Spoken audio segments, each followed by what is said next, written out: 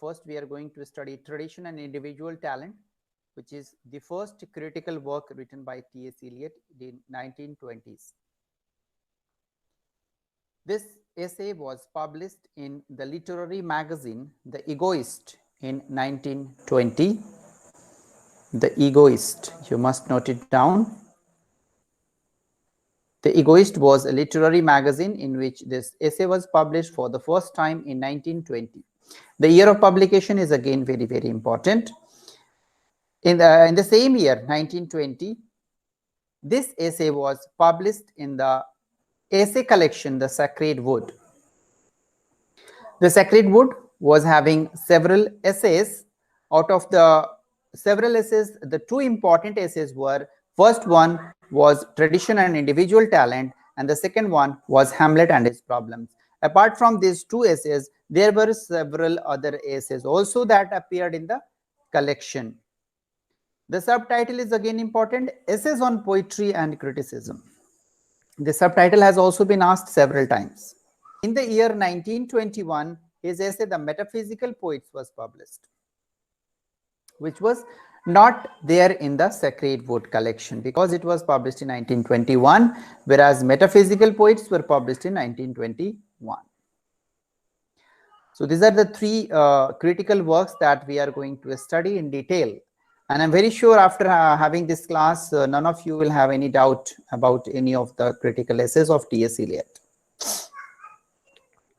So first I'm going to start the class with Tradition and Individual Talent.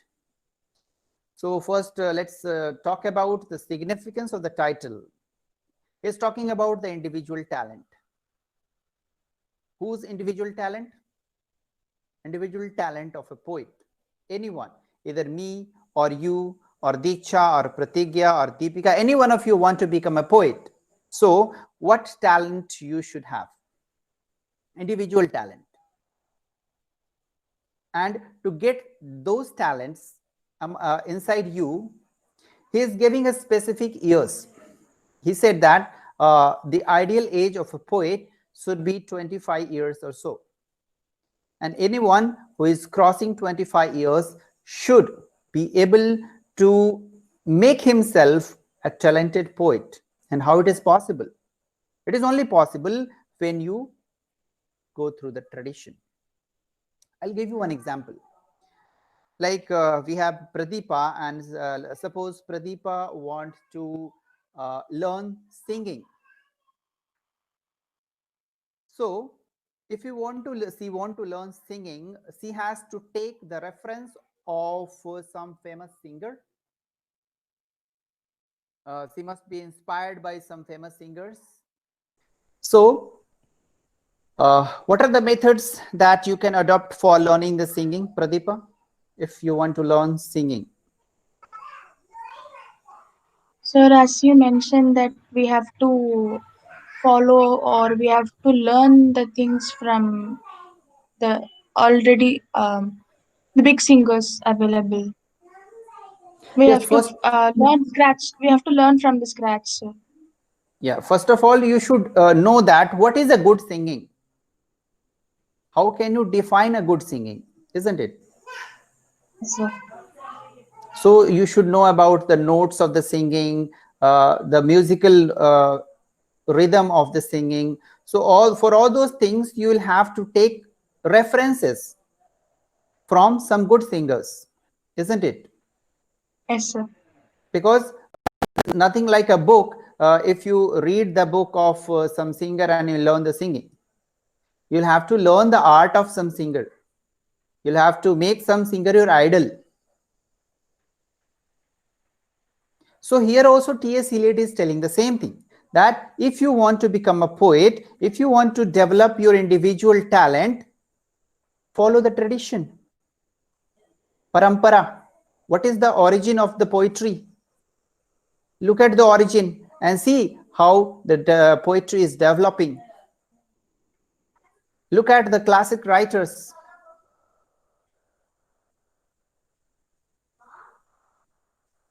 And just by looking at them, it doesn't mean that he's telling to copy them, he's telling to copy those works and paste as your own. No, he's not telling like that. He's just telling that look at them, then only you understand what is talent. There must be some yardstick where you want to reach.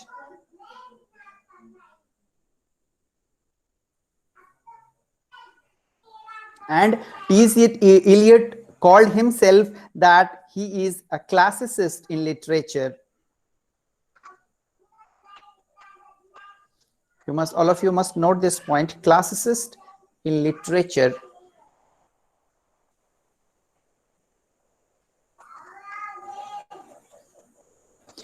Royalist in politics.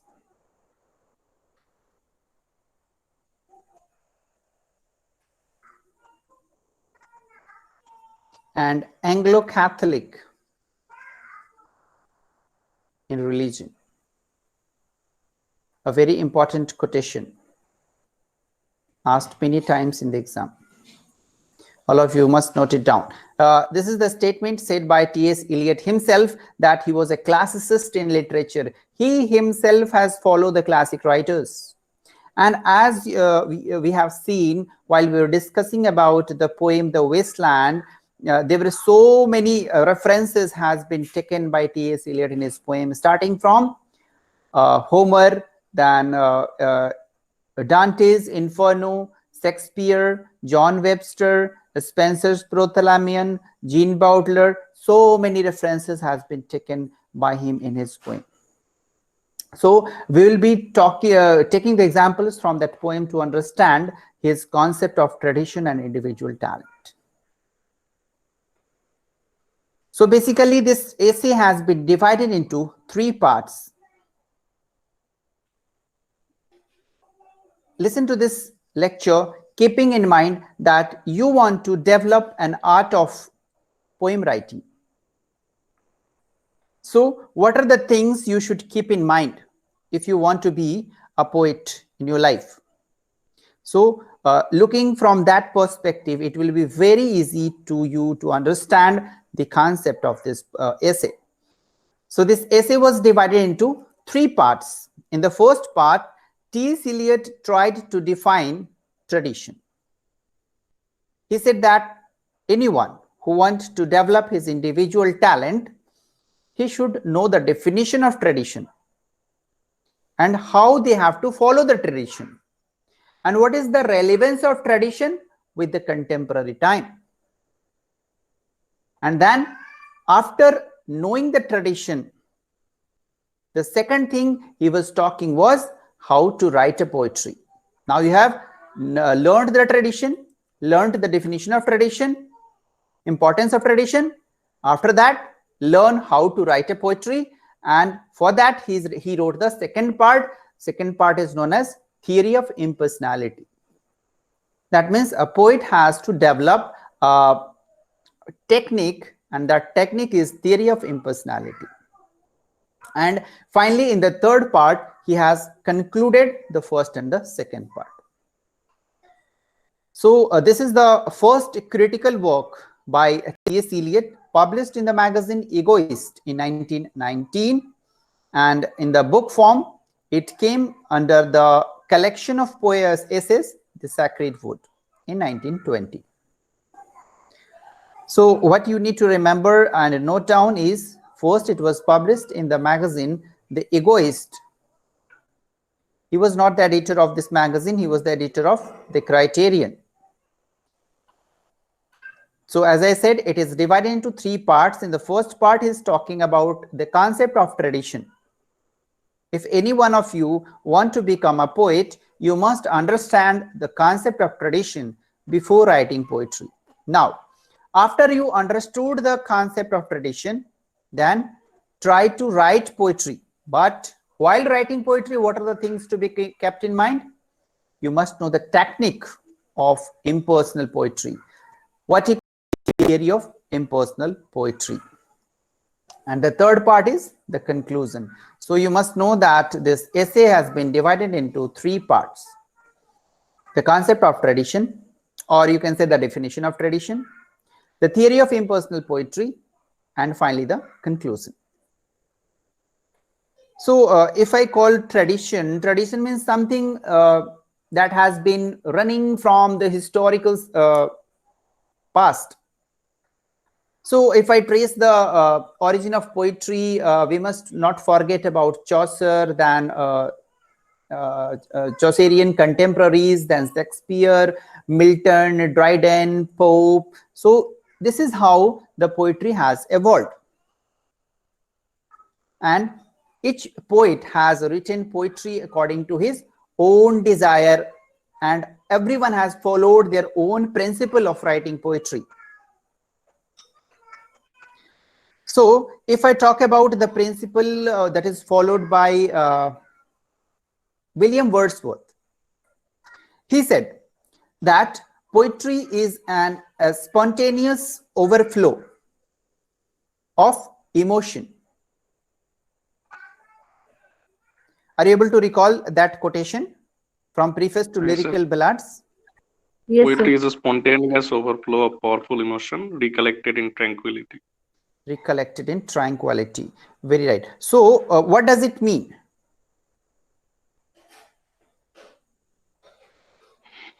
It means Poetry, that when Yeah, Abhijit, please continue. here Wordsworth says poetry there must be full of emotion, and it must have the spontaneity. Um Very right said. Wordsworth said that the poetry is a kind of expressing our emotion. Whatever the emotion a poet has, he has to ejaculate those emotions in the form of poems. This was the principle of Wordsworth. Whereas T.S. Eliot says that no, in the poetry, the emotions should not be there. The poet's emotions should not be there at all, because it is poet's emotion. And what others has to take with poet emotion? Whatever you think, it is your emotion. The readers, the audience are not bothered about the poet's emotion. They just want to enjoy the poetry. So why they should enjoy the poetry from the emotion of a particular poet? So he was totally against of the romantic poets, especially William Wordsworth. And then if I talk about uh, John Keats, who gave the negative capability. Yes, negative capability was obviously talking about that the poet should be detached from their work. Their emotions should be detached from their work. So that type of theory, that type of principle is also followed by T.S. Eliot in his second part, the theory of impersonal poetry. So in this part, he has totally criticized the romantic poets, especially William Wordsworth, for writing the poetry which is full of personal emotion. And that is the reason you find here impersonal. Personal, the self is detached from the poetry. So if I talk about the concept of tradition, T.S. Eliot says that there is a great importance of tradition in the writing of the poetry at the present time. Any poet who wants to develop an individual talent, he cannot ignore the tradition. He must have to take into consideration the poets of the past, the poets of the history. So he says that tradition is a kind of historical sense. We must know the history of poetry, how it has evolved, and what are the periods it has gone through. So he says that tradition is a living culture. Tradition is a living culture. A very important quotation that he said, tradition is not dying anytime. Tradition is always there. And we have to take the culture from the past. We have to learn the tradition from the past, from the history. So he says that tradition is inherited from the past. Tradition is not available at the present time because it's a tradition. It's like a culture of poetry. So it is not present at the any particular time. So if anyone want to learn the art of poetry, he has to get inheritance from the past, and also has an important function in forming the present. So he says that when we are taking the tradition from the past, applying those traditions into present, then it is going to give a new shape of the present. So if any one of you like Deepika wants to write poetry and she has some idea in her mind so that she can put on the paper those ideas, but if she is taking some ideas from the past poets like Milton, Spencer, Chaucer, then T.S. Eliot says that those ideas of the classic writers are going to make Deepika's poetry more beautiful. So those traditions are going to reshape the present, reshape the individual talent. Are you getting this? Sentences are very, very important. So if at any point of time, if you feel any difficulty, kindly stop me and ask. Till the time you have any doubt.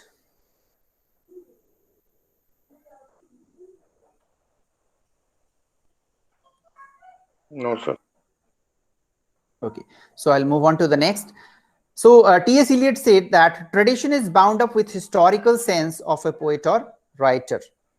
This word historical sense is very, very important, and you must have found that this phrase has been asked many times in the exam. So just note down in your notebook or book that tradition talks about the historical sense of a poet or a writer. So what is the historical sense? Historical sense is a perception that past is not something that is lost or invalid. So whatever the poetry is written in the past, whatever the poet that has emerged in the past, they are always there. Although the poets are dead, but poetry is never dead. So poetry is never lost. Poetry is never invalid. There is always, the past is always present. So he is giving a kind of contradictory statement and says that it is the present which decides the past, and it is the past which shapes the present. Now, let's understand this concept. He says that present decides the past and past shapes the present. Means when we are writing the poetry in the present time, many times we are reviewing the previous works or taking the ideas from the previous works. Like in the Wasteland, we saw that he has taken the lines from Shakespeare, Milton, Spencer. So he has given his own meanings to those lines by the great writers. So what he is doing? He is deciding the past. He is changing the meaning of the past. The lines which are already written by some poets, he is trying to redefine it using his own sense and sensibility. So this is the present is shaping the past. And how past is shaping the present? When we are taking those traditions, we are taking those historical senses, we are taking those learnings from the past writers, they are going to shape our poetry at the present time. So he said that tradition should not be inherited, but it should be obtained by a great labor. So if we want to learn the tradition, if you want to learn the art of writing poetry, I should read Shakespeare, I should read Spencer, I should read Milton, I should read Wordsworth, I should read Pope. So we cannot get something in inheritance. The way we get the property from our forefathers as inheritance. So the tradition is nothing like an inheritance. Nobody can leave it as inheritance. Even our fathers, forefathers are the poets. They cannot leave those talent as inheritance. The tradition is always to be obtained with great labor. Great labor means you'll have to read their poems. You'll have to identify the symbols, the images. You have to understand the styles of the poem, meaning of the poem. That labor you will have to do yourself. So this point you must note down, very, very important line. Tradition should not be inherited, but should be obtained by great labor. And this is the line that I've just explained, that past should be altered by present as much as the present is directed by the past. Again, a very important line. All of you must note it down. Past should be altered by present as much as the present is directed by the past. So the present poetry is always directed by the past. It is always directed by the masters of poetry. And while the present poets are writing their poetry, they are actually altering the past. Whatever the poem that was already written, we are interpreting their meaning from our own perspective.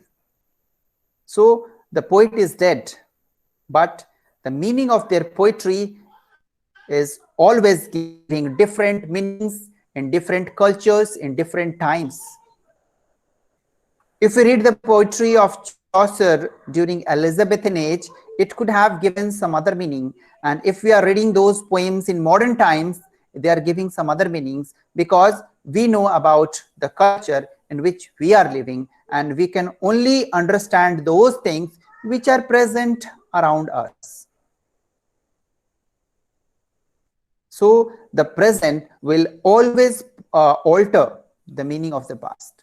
So the past should be altered by present, what T.S. Eliot says, as much as present is directed by the past. Any doubt in this line?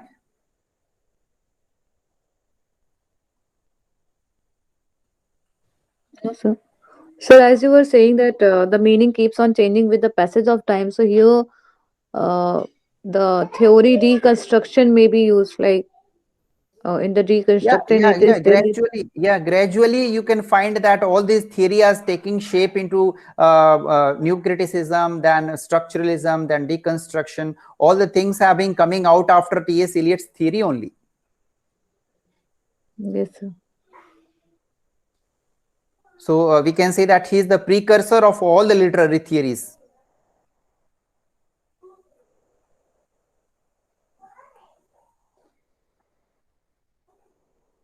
Okay, so these all are the original text from the essay itself. So T.S. Eliot says that tradition is a matter of much wider significance. Tradition is not a concise thing. It's not a small thing. It is having a very wider significance. And again, he emphasizes that it cannot be inherited. And if you want it, you must obtain it. You must fetch it with great labor. So emphasizing the same point twice indicates that how much importance he has given for the word hard work, for the word great labor. And again he emphasizes that tradition involves, in the first place, the historical sense. This question also appeared in the questions of the 4 AM club, and many of you, I think, have confused about what is the right answer of that question.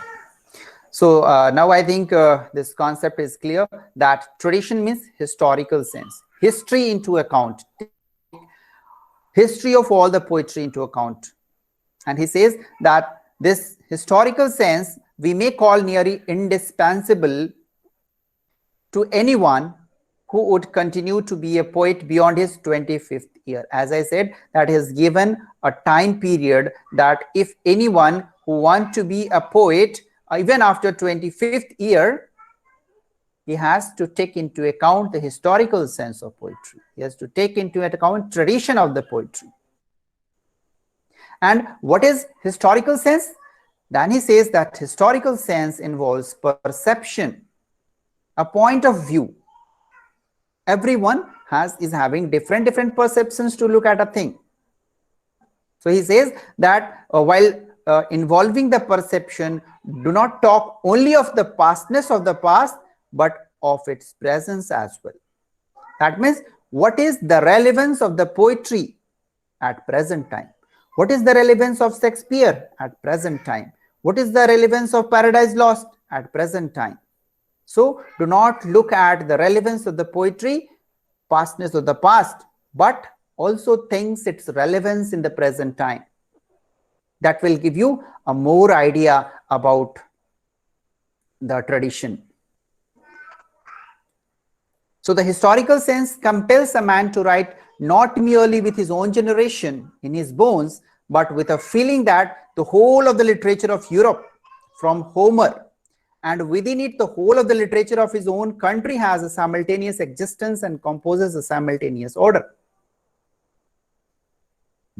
Again, he is asking the poets, the contemporary poets, the young poets, the upcoming generation of poets, that we must take into account the writers from the Europe, starting from Homer. So he is just like compelling a poet that you should not only take into account the poets of your contemporary time or your own generation, however, you should take into account the entire poetry, starting from Homer. And the whole of literature of his own country has a simultaneous existence. So he is asking that you should take into account the literature of the whole world. Do not be a stick to only your own country, because there is always a simultaneous existence of the entire literature, whether it's the literature of England or Greek or Italian or other European countries. So read all the masters starting from Homer. If you are a British poet, do not stick only to the British tradition. Rather, you should focus on all the traditions, the Greek traditions, the Italian traditions, the French traditions, all the traditions the new writer must endeavor for getting the individual talent. Again, he says that this historical sense, which is a sense of the timeless as well as the temporal, and of the timeless and of the temporal together, is what makes the writer traditional. So timeless means the tradition is like a timeless. The poetry is always having a sense of meaning, although the meaning keeps changing with the time, but that poetry must have some sense. The poetry will always have some meaning. But yes, the meaning may be different. So he says that the historical sense means a sense of the timeless as well as of the temporal. Temporal means the meaning is temporary. The meaning is not fixed. The meaning of a poem is not fixed. It is temporary. It is temporal because it keeps changing with time. So he says that this is what makes a writer traditional. So he has to understand the meaning of the past poetry and the relevance of that poetry with the present time, and how the meaning has changed throughout the time. So this, if he is able to understand this all, then he will become a traditional writer. Any doubt in this slide? So please repeat the last point, sir. Okay. Historical sense, he is giving an example through the historical sense, that historical sense means you have to think of the sense. Sense means meaning of the poetry.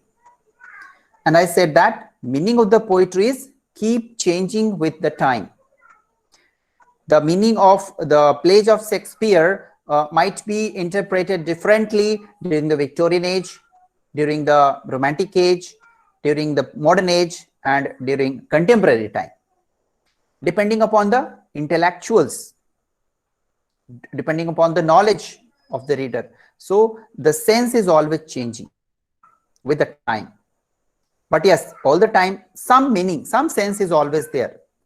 So the meaning is timeless, and as well as it is temporal, it is temporary. The meaning of the poem is temporary. So the timelessness and temporal thing both are there together. Timelessness of the meaning of the poetry, and the meaning is temporary. So both the things are to be taken into account by the contemporary poet. And if he is able to understand this timelessness as well as temporal meaning of the poetry, then he is a traditional writer. Understood? Yes, sir. Anyone else?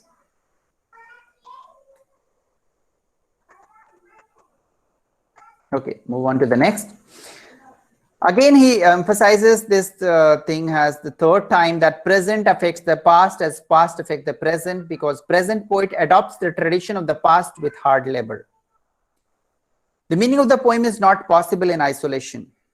As I said, that the meaning of a poem is not isolated, it keeps changing with the time. So not poet, no any artist has his complete meaning,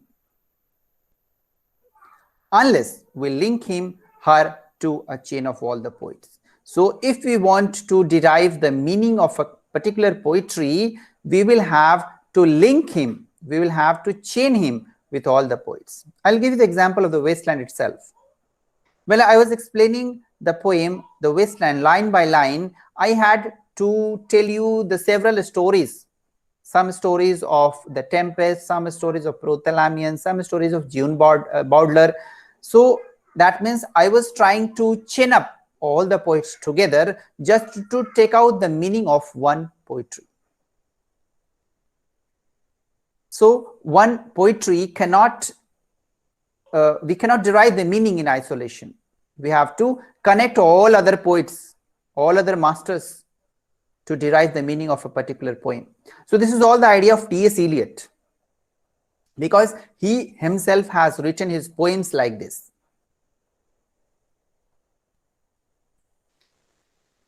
He says, importance and value of any poet can not be judged in isolation. This statement is just like the touchstone method given by Matthew Arnold, that if we want to judge any poetry, we must compare it with the masters. So the similar kind of suggestion is also given by T.S. Eliot here, that importance and value of any poet cannot be judged in isolation. So there must be the tradition to compare with another. So this tradition is just like a touchstone method of Matthew Arnold. So you can compare the two things together, tradition and touchstone methods. So there must be a comparison of the present poet with the masters of the past. Then he said that honest criticism is very important. Criticism of the poetry, whether it's the poetry of the past or poetry of the present. But honest criticism is very, very necessary. And he says that honest criticism and sensitive appreciation is directed not upon the poet, but upon the poetry. When I am criticizing some poem or I am appreciating some poem, actually I am appreciating poem, not the poet. If I am appreciating the Wasteland, I am appreciating the poem. I am not appreciating the poet.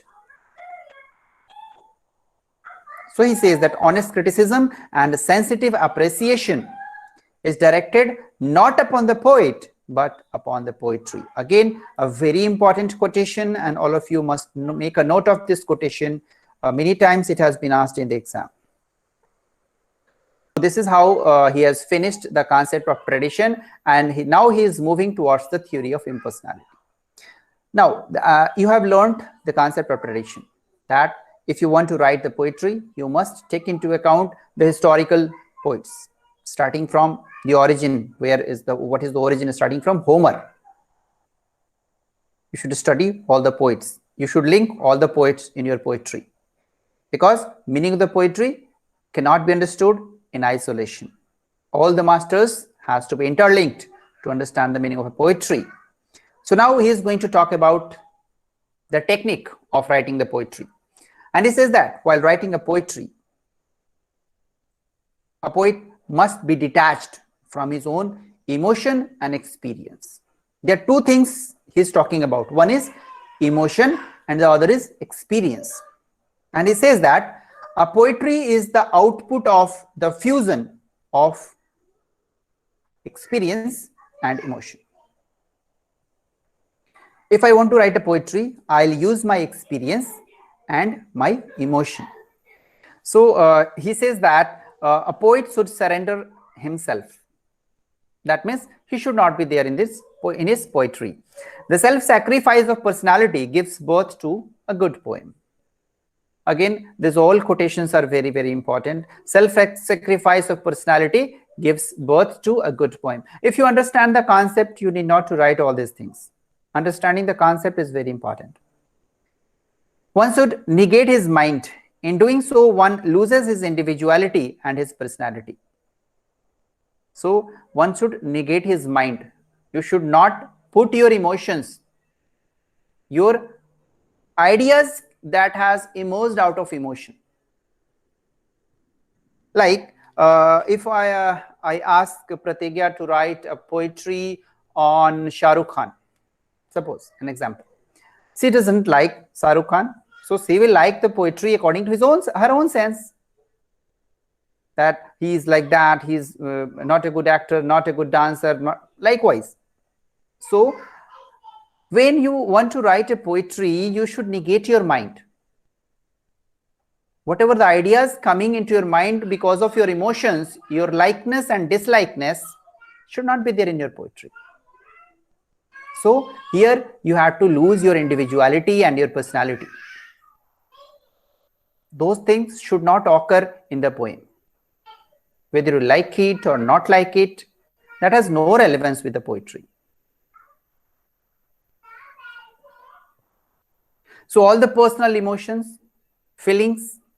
Yes, Tanmay, you want to ask something?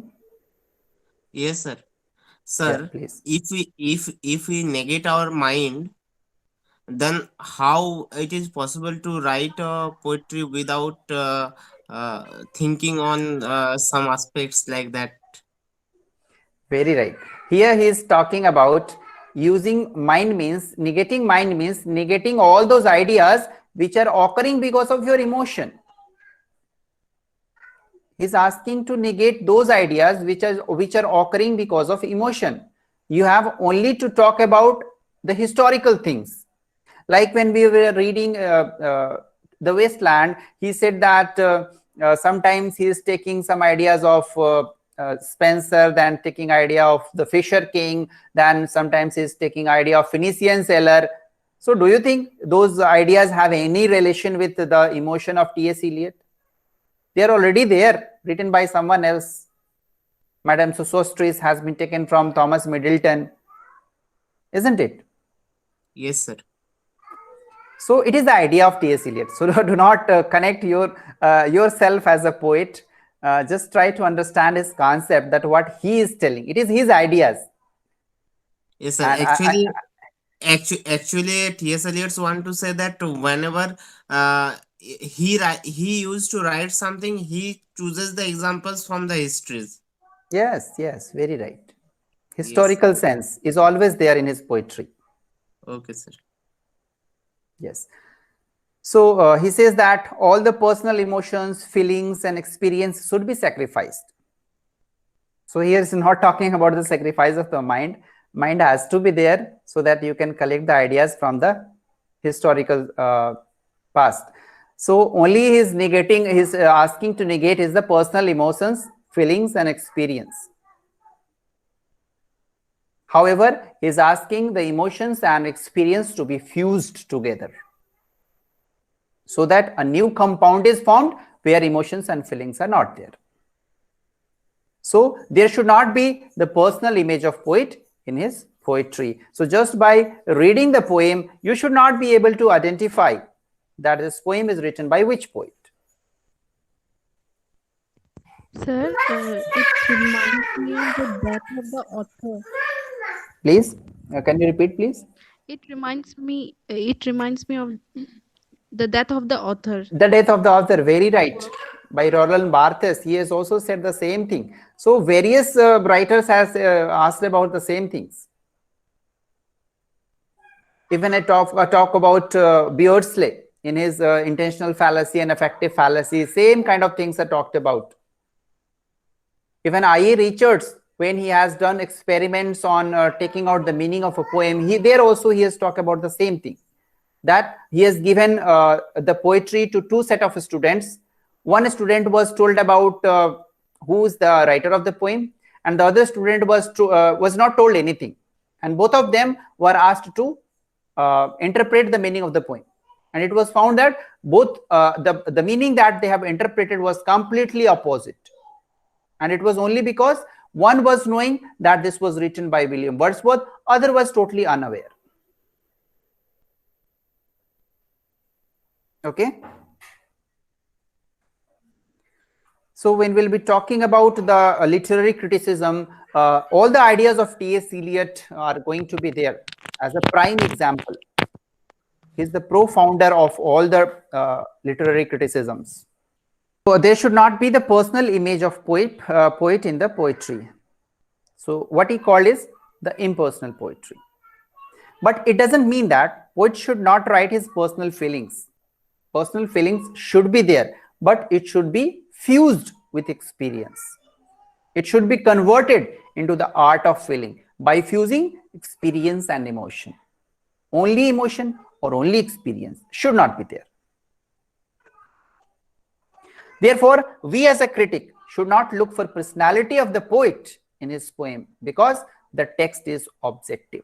So this point must be noted, should be noted by all of you, where he's talking about the objectiveness of the poetry. Yes, Pratigya, you want to ask something? Sir, the phrase turning loose of emotions appears in the same essay? Turning loose, yes, same essay, yes, same essay. Okay, sir. Okay, sir. So here he's talking that objectiveness of poetry. The poetry should be, the text of the poetry should be objective. Many times the question has been asked in the exam that which critic has said that the language or the text of the poetry should be objective. So it is T.S. Eliot, and he said that we as a critic should not look for the personality of the poet in his poem, rather we should look at the style of poetry, which should be objective. Objective means the poem should be able to dignify its meaning in different senses. So we also saw in The Wasteland that he has criticized John Milton, John Dryden, Alexander Pope, Robert Browning, that they have not developed the unification of sensibility. And he is the one, T.S. Eliot is the one who has unified the sensibility, that means the mind and the heart together, to understand or to define the meaning of poetry. So the objectiveness indicates that the poetry should have the feelings, the emotions, the experience. These are the objectives in a poem. So the theory that the poet should surrender his personality is called depersonalization, and this is also adopted by the formalist critics of Russia, which is known as formalism. And if you can recall, Viktor Slowacki has given a theory of defamiliarization, which is also having a relevance with this theory of impersonality. And defamiliarization, which is also known as Ostranini, there he said that anything which is taken from the historical sense or from the tradition should be represented or should be reproduced in a different sense, so that it should look different to the audience. So he said that I therefore invite you to consider a suggestive analogy, the action which takes place when a bit of finely filleted platinum is introduced into a chamber containing oxygen and sulfur dioxide. So here affiliated platinum, this platinum is a catalyst or a litmus paper. So when the two gases are mixed in a presence of the filament of platinum, they form sulfuric acid or sulfurous acid. That means SO2 plus O2 and in the presence of platinum.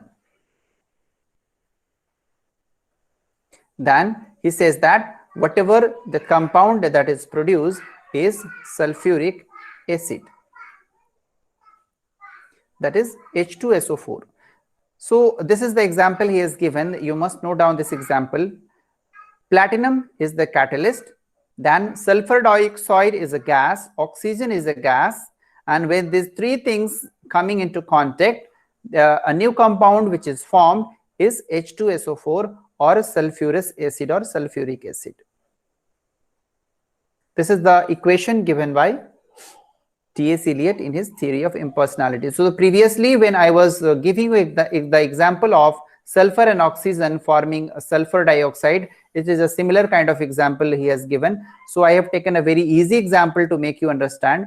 So now you are able to understand when sulfur dioxide and oxygen are fused together in the presence of the catalyst platinum, a new compound is formed, that is sulfuric acid, and the sulfuric acid has no relevance with either SO2 or oxygen. However, the platinum remain unchanged. The platinum is still there. Its presence was only to make the fusion. Do I need to explain it again, or you have got the idea? Got it, sir. So he says that this combination takes place only if the platinum is there. Nevertheless, the newly formed acid, that is the sulfuric acid, contains no trace of platinum, and the platinum itself is apparently unaffected. There is no effect on platinum. That means the platinum is the poet here. So the platinum has remained inert, neutral, and unchanged. So the mind of the poet is the shred of platinum. So here he reveals what I have already talked, that mind of the poet is the shred of platinum, affiliated platinum. It may be partially or exclusively operate upon the experience of the man himself, but the more perfect the artist, the more completely separate in him will be the man who suffers, and the mind which creates, the more perfectly will the mind digest and transmute the passion which are its material. So all those things I have already talked about. So he says that great variety of poem is possible in the process of transmutation of emotion, and he is giving the example, and this question was asked in NET exam 2020. NET 2020. That was conducted on 1st of November. This line was asked. If any one of you has appeared in the afternoon shift, as I can recollect, the question was there, that he says that he is giving actually the example that how we should identify that there is an impersonality in the work, and he is giving the example of murder of Agamemnon. By who has murdered Agamemnon? Anyone of you remember?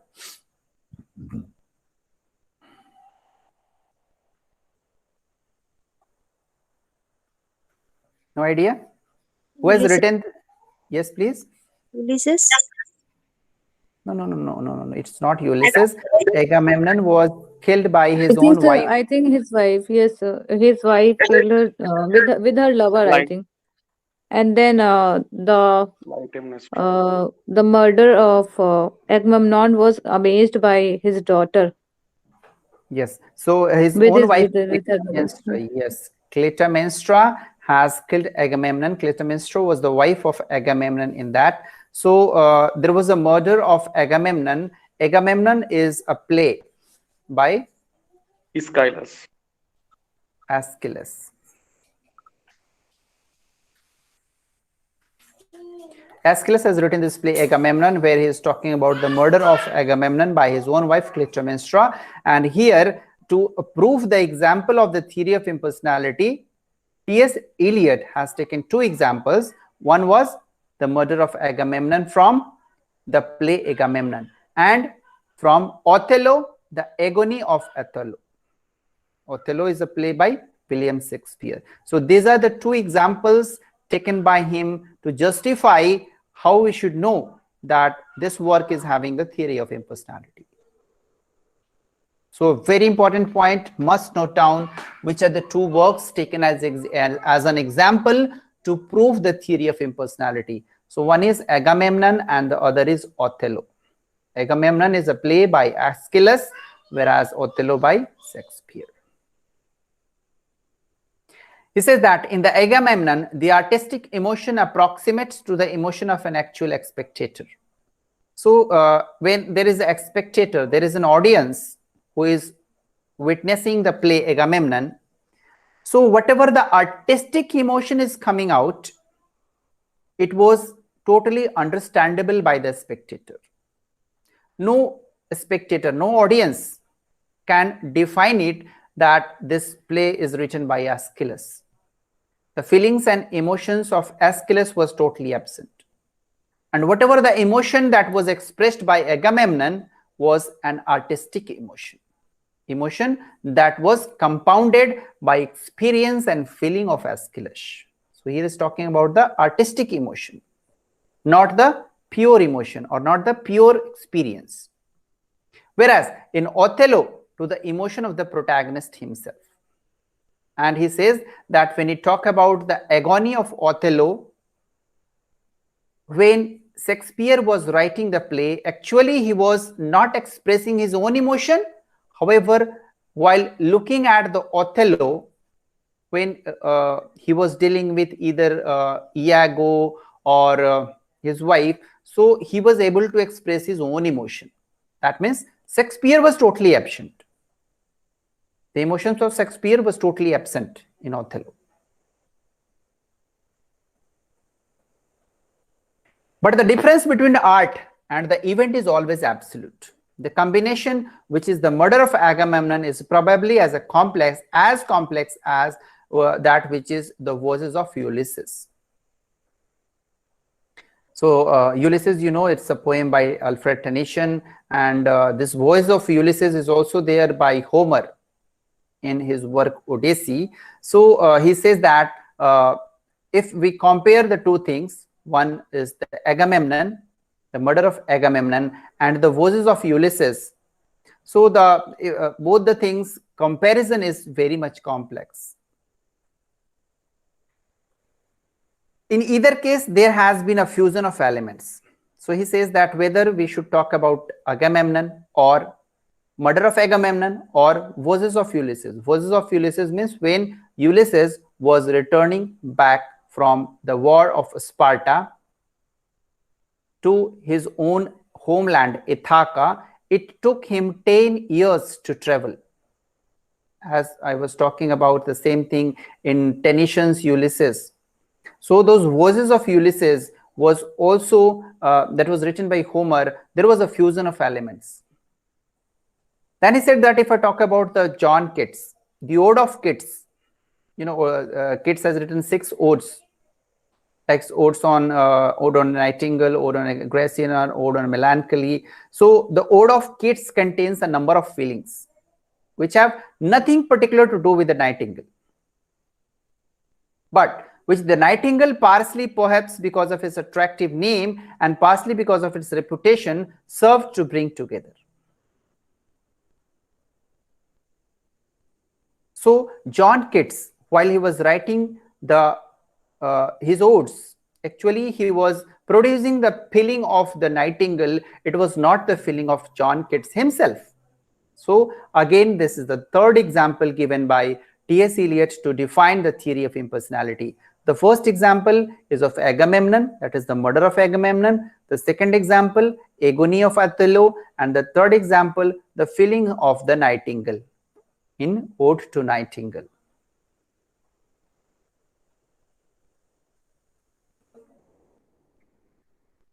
And then he says that there is a great deal in writing of poetry, which must be conscious and deliberate.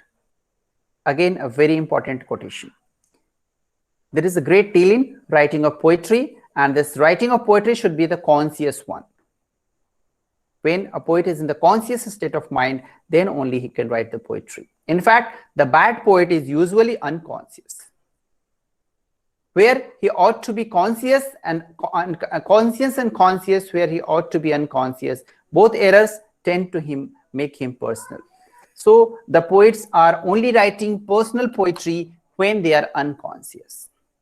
They are not conscious. So poetry is not a turning loose of emotion, but an escape from emotion. So this is Pratigya, you're talking about this line. This appears in the theory of impersonality, where he says that poetry is not a turning loose of emotion. The emotion. So poetry has no relation with the emotion. It's not a turning loose of emotion, but it is an escape from emotion. It is away from emotion. The emotion is not there in the poetry. It is not the expression of personality. It is not expressing anyone's experience on anyone's personality, but it is an escape from personality. A very important quotation, and these lines are the definition of the theory of impersonality. And through these lines, he has put a severe attack on William Wordsworth, who said that poetry is a spontaneous overflow of emotions, recollected into tranquility. He says poetry is not a turning loose of emotion, but an escape from emotion. It is not the expression of personality, but an escape from personality. So I hope you have understood the meaning of the theory of impersonality. Any doubt in this part?